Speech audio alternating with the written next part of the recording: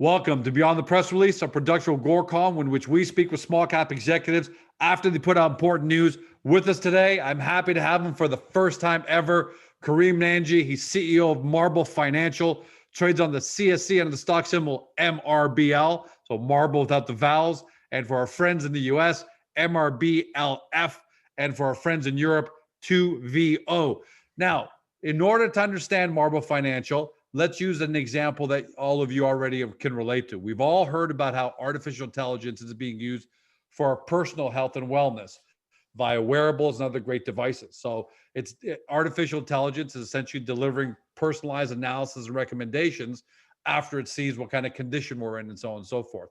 MRBL does the same thing conceptually for our financial health and wellness. They're a fintech company that uses AI to help educate Canadians on how to build and manage their credit so they can improve their financial wellness. Now, you're probably thinking, educational kind of platform, maybe how impactful can this be? Remember this, 50% of Canadians, or just under that, are living paycheck to paycheck.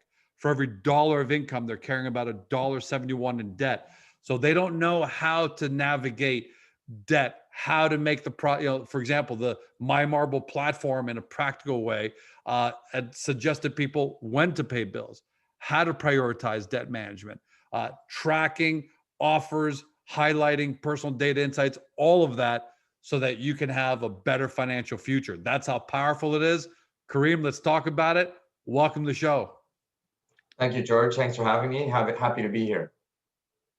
Hey, we're happy to have you because Gorecom's thesis is that disruptive tech driven by things like artificial intelligence, specifically and machine learning, is going to create 3 times more wealth this decade in the small cap space than the last 3 decades combined. So when we find companies like MRBL, we love having you guys on, right? So let's talk about it. Before we do a deep dive, how big is the future of AI-powered financial wellness? Is this something that's niche or something you expect to be a really big part of our lives today, next year, 5 years from now, this decade? George, it's absolutely about AI and the power of the data. Forbes did a great article in October of last year suggesting that the next $1 trillion opportunity in fintech was for the underbanked. And this is exactly in the space that MRBL is playing. We're using data to be able to provide prescriptive recommendations to these consumers. You suggested a few stats out there where so many Canadians are marginalized from mainstream financial services because of financial literacy, because they don't know how to do things. So MRBL uses the data in order to be able to give the recommendations. And as we see, especially with some of the major transactions that are happening in the industry over the course of the last year, you'll find that it is absolutely about the data. And this is real data from consumer behavior. Yeah, and I find that a lot of us take that for granted. We don't realize that there's this real big problem. You're either, you're either fortunate enough to have a good financial setup, a good financial condition, and that means you've got a bank talking to you, maybe a financial advisor. You've got all these people that you can rely on. But when you're living paycheck to paycheck, and when you're in the kind of debt where we see the average numbers for debt, the fact of the matter is you've got a massive amount of people who not only don't have access to anybody, but it's actually, and as a result of that, they're just getting in a worse and a worse situation. So is that the market opportunity for MRBL, where you're going to be able to now go to George and say, hey, you may not be in a financial situation to have financial advisors and all that, but with my MRBL, we'll be able to analyze how you're spending your money, your debt, and all these things, and we'll see you right back. We'll walk you back into financial wellness. Absolutely. So one of the first things, George, is that regardless of what situation you're in, financial literacy is a big component to excluding people and marginalizing people from the economy and from financial services. So the first thing the MyMarble platform does is we give free educational tools explaining to individuals about their budgeting, about their debt, and those triggers that impact your financial wellness. From that, We use real data from the individual's bank accounts. We get their consent for their credit report, and we analyze this credit report. And not only are we giving them the current standing of their credit score, but the software actually gives prescriptive recommendations on what an individual needs to do to be able to move up the ladder. So, you know, looking at your credit report, you'll see your credit score. We can look at your specific situation at the account level and say, George, if you paid X dollars to Visa, for example, on this date, you can expect a credit score increase of X number of points. And this is how we work with the individuals. For some individuals, for some individuals, this can happen over a course of 1 to 2 months. For other people, we're all snowflakes. It's more of a longer runway over several months to help these individuals back to. But that's powerful, right? Because these individuals never had any guidance on this, and now suddenly, through this great application, they finally get what they need, because nobody else is going to give it to them, and typically they probably just drive themselves into a bigger hole. So how big is the market opportunity for this, Kareem? What do you guys see in Canada, North America? Well, you mentioned just in Canada alone, where 50% of Canadians are living paycheck to paycheck, but you're looking at around 50% of Canadian consumers have credit scores that don't allow them to walk into a financial institution. In the US, the opportunity, 62% of Canadian Americans feel that they're going to go further into debt over the course of the next 12 months. But it's about 50% of the American population that is underbanked. Anecdotally speaking, and now this is non-technical, but anecdotally speaking, what kind of reactions have you heard or seen, testimonials, things like that, from users of MyMarble, and how it's helped change their financial wellness? Because you must have a couple of great stories or quotes out there from customers say you saved my financial wellness.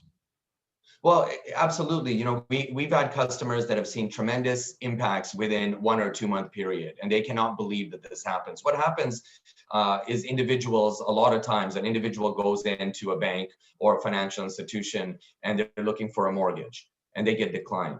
This software has the prescriptive ability to allow people to know before they go, because once they go and they get declined, it's a little too late.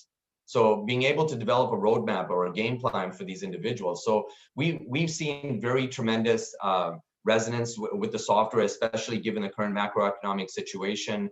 A lot more people across the world, not just here in Canada, are focused on their budgeting, their cash flow, knowing that they're going further into debt over the course of the next little while, forces them to look at credit. And again, the stat that you mentioned earlier on, for every dollar of disposable income, there's over $1.70 of debt. So Canadians need to borrow, and they do borrow. But if you can't borrow, what do you do? So we've had very tremendous response from consumers as well as partners in the ecosystem that frankly are not able to help the customer. And if you're not helping the customer, they're not getting what they want, and you're not monetizing that customer either. So it's very impactful to the economy in general. So there's a big ROI from both sides. First, for George as the user, either if I can't get credit, that hurts me a lot. So if you can get me from non-credit worthy to credit worthy, that's a big ROI for my life. Or if you can move my if and when you help me move my credit score higher, I'm paying lower interest rates on credit cards or car loans. So there's a real ROI.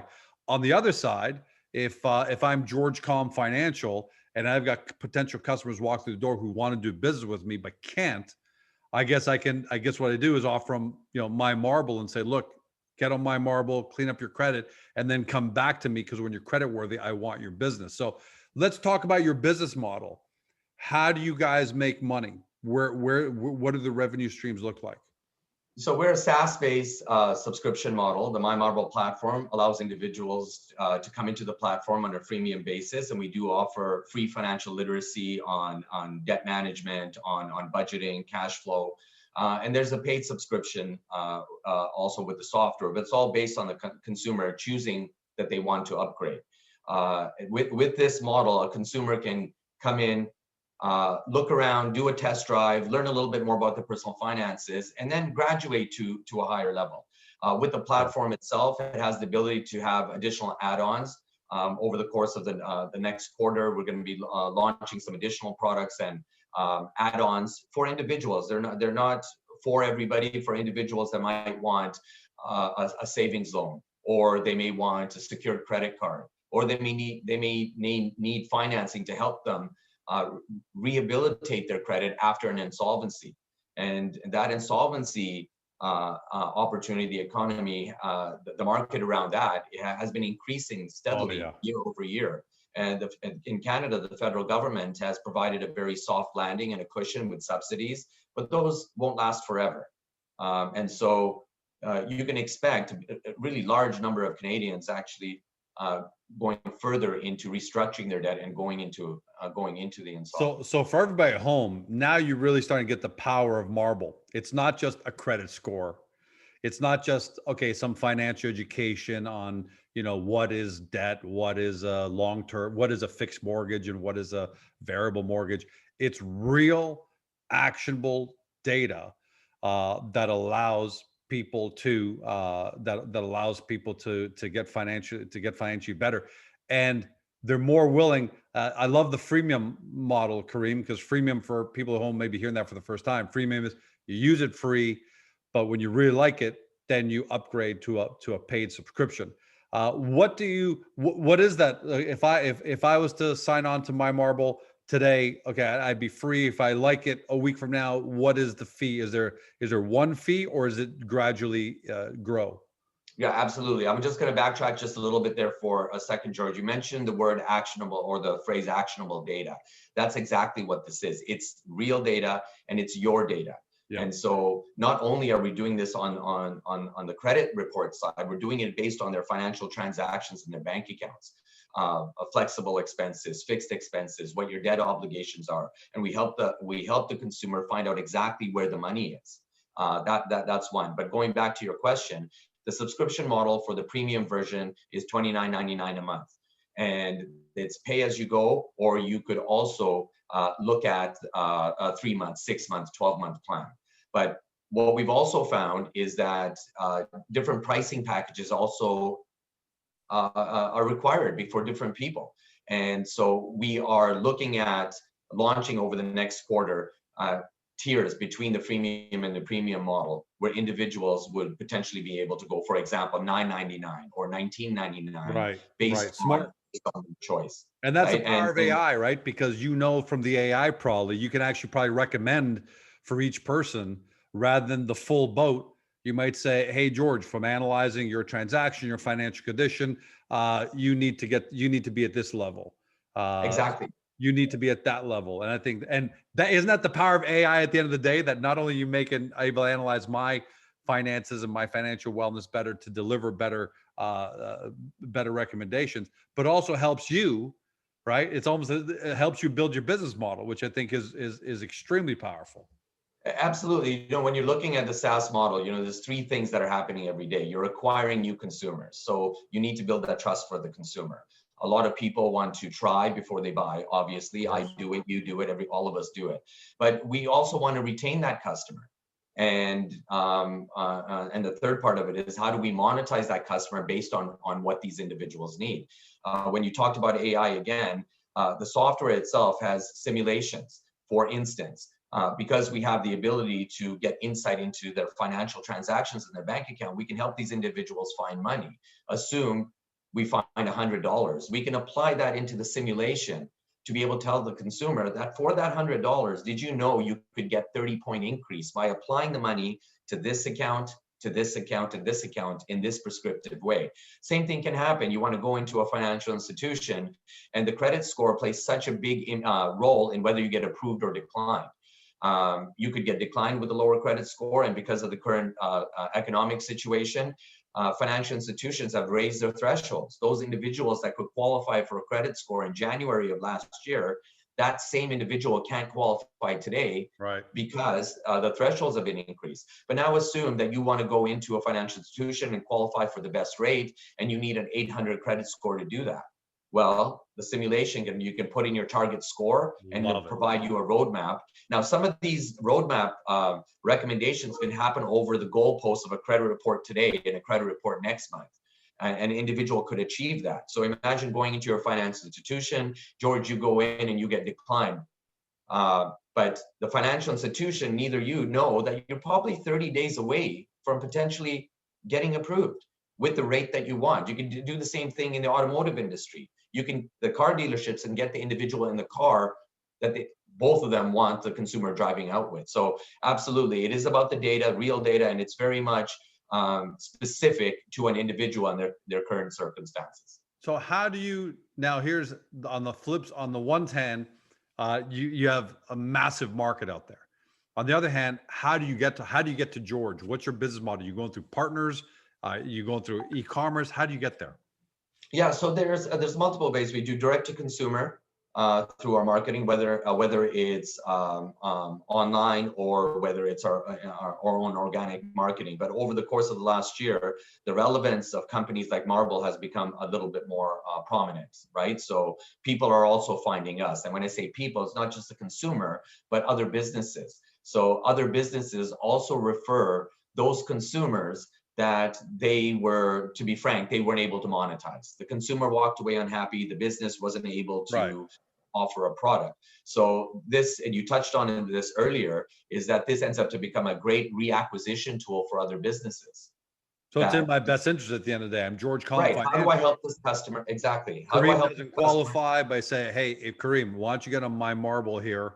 Pay $29 a month for next 3 months. It'll tell you how to get back up, into the condition you need to be in, and then come back in. Let's get that car loan for you.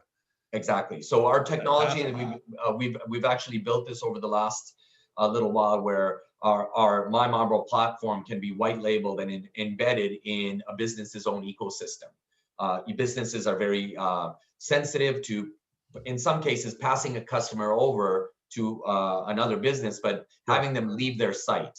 So, but at the same time, we can do it through an API. One of the big areas that we found is an area of opportunity is the area of employee benefits. Financial stress is one of the big drivers to lost productivity and absences in the workplace.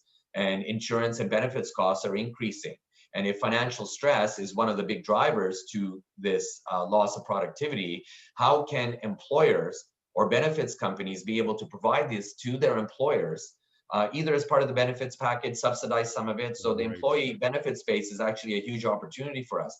But when you talk about an opportunity in general, when we mention the word financial inclusion, this isn't a word or a phrase that Karim made up. It's a global phenomenon. Financial inclusion is an issue across the world where segments of markets are marginalized because they're not able to afford or have access. One of the other big drivers to that is just not understanding. And financial literacy transcends socioeconomic boundaries. There's things that you and I just don't know of what's impacting our credit because we think, oh, I pay my bills off every month. Well, that's not how it works. The credit scoring system. See, I thought it did. If I pay my bills every month, I figure I'm good. It's math, it's algorithms, right? So when you utilize the credit system properly, the credit score can be your friend, or it's very much like that. But if I pay my bills on time and I pay the minimum amount every month, but did you know that if you're carrying more than 30% balance on your credit limit, that can impact you? Did you know that things like that? There's a lot of myths out there. Yeah.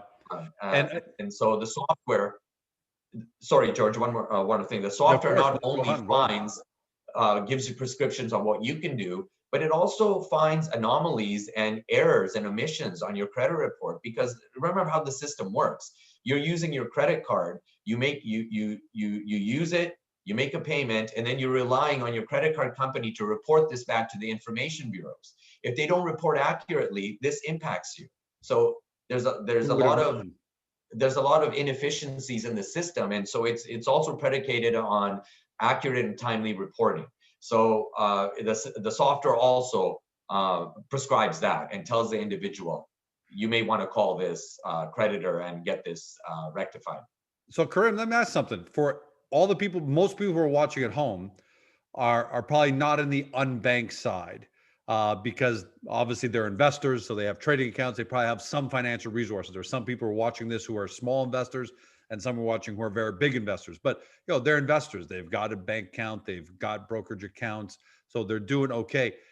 For a guy like me, for example, is it even worth for a guy like me to pay $29.90, $29.99 a month, to learn about all these little things that I didn't realize, and make my financial condition even a little bit better? This is an upmarket product. We've talked to private wealth organizations that see value in this. We've all heard stories about individuals that don't rely on the credit system and go in and apply for a mortgage and they decline because they never needed to use credit before, right? And so it's very important for people throughout the spectrum. So I guarantee you that if you were to sign up, and the recommendations that you get would be eye-opening for you, and if you don't find something that you feel would benefit you, I'll refund your money. Okay, you know what? I might take you up on that. What I really like about what you've divulged in the last, not divulged because it's public knowledge, but everyone's finding out here about for the first time, is that you've got a B2B side. So B2C obviously is you go to George, say, hey, George, download my Marble app or use a platform, and away the freemium model, away you go. And that's a good business. There's nothing wrong with that. But it's better have two lines of revenue than one. So the B2B side, you're saying you can actually integrate right into organizations, whether it's big companies or financial companies, and they can, and I like what you said, if they white label, if they license it within their existing environments, it makes their customers more likely to use it, so they don't think they're hopping on. Which side would you think is going to be bigger at the end of the day, the B2B side or the B2C side? I think the B2B side, ultimately, when you kind of look at the thing, the B2B side allows us to sell into other organizations' user base, right? So you could find one employer with 1,000 employees, and all of a sudden you've acquired 1,000 customers. So same thing in selling into other platforms, whether the mortgage companies or car dealerships, very much the same. They're going out there spending their hard-earned marketing dollars to acquire customers, and what's happening, they're coming in, and a big portion of these customers, let's focus on the individuals that they're not monetizing. Let's focus on the customers that they're letting walk away unhappy. Every lender declines more consumers than they approve. That's just how it works. So with these individuals that are walking away, Canada, for instance, there's 36, 38 million people. Where are you going to get the next customer from? Especially the top end financial institutions are firing customers right now because they don't qualify. What is happening with these customers? They're going to alternative lenders. What are alternative lenders doing? Their thresholds have also increased as well. So and they're charging them an arm and a leg, right? And it's like all of us think it's binary. I either get my mortgage or car loan from a tier 1 bank, or I got to go to George Com Financial, a B lender that is willing to take on the risk, but is going to charge me an astronomical rate for a mortgage or a car loan. And we don't know, we don't know until now, thanks to my Marble, that there's actually in between, which is find ways to rehabilitate yourself and get the best possible rate from whatever your source is at the end of the day. Yeah, what you said is true. But the key word that you use there is risk. Is for alternative lenders to take the risk on the individual. That credit score is a big driver in determining and assessing that risk, because it's looking backwards on how an individual has behaved using credit in the past. And so in order to take on that risk, you rely on that 3-digit number quite a bit. And if it's telling you that you're risky, well, then it becomes risk reward. What am I willing to price this credit product at in order to mitigate that risk? It's just it's how it works, right? So, but what we're doing here is we're trying to, again, educate the consumer and also tell them that, look, don't have despair here, because take matters into your own hands. You are where you are. Breathe. You're not the only person that is going through this, but this is how you're going to do it, because just getting the 3-digit number doesn't tell you anything. It's good, bad, ugly. But okay, what am I going to do about it? And that's what we feel, where we feel that there is a real need in the marketplace for. So last question, because man, we could talk for 2 hours about this, and I love it. It's fascinating. The benefits to the people are huge. The business model could be unbelievable. Let's talk about, so last question, how is your early traction?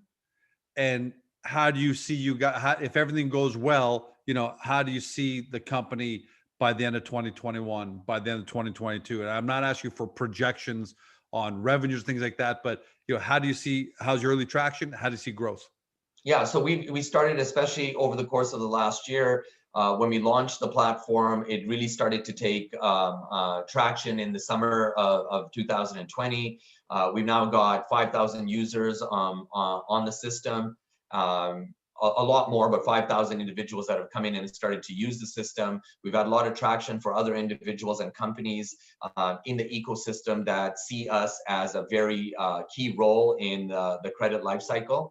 If you're kind of using the circle of life for these consumers, we received an award to recognized as an innovative platform with the Canadian Lenders Association, really positive Google reviews. What we're going to be doing with this is we are going to be continuing to go out there into the market, both from the standpoint of B2B2C as well as B2C, and then towards the second half of this year, we're looking to go south of the border with respect to the opportunity that's there. Now, that's just our world domination plan, so to speak, our focus in North America. But the natural progression for us is to go wherever where these existing North American credit information providers exist. And the software can work in the same way. So we're going to be looking to build other partnerships abroad as well. Karim, I love what you guys have built. I love the use of artificial intelligence, the provable ROI, both for the consumer and financial institutions on the B2C side and the B2B side. You're an exciting company.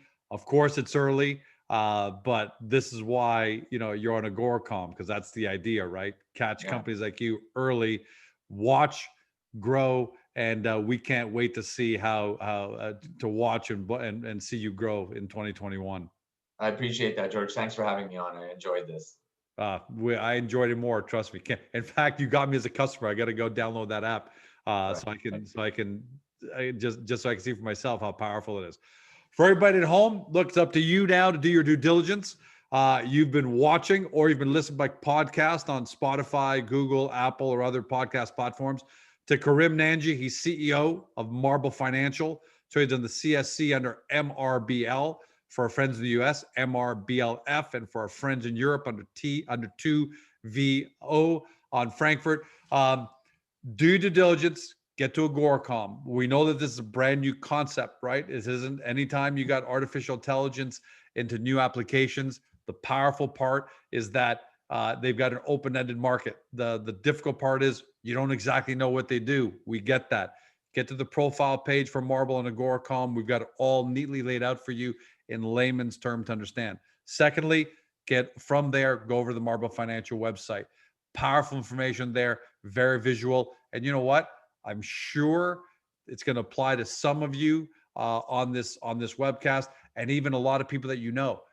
Download the app, use the platform, take a look at it for yourself to see how powerful it is. I'm going to use it. Why not you guys as well? And that may be your ultimate due diligence. Thanks for joining us, everyone. Have a fantastic day. See you next time. Thanks, George.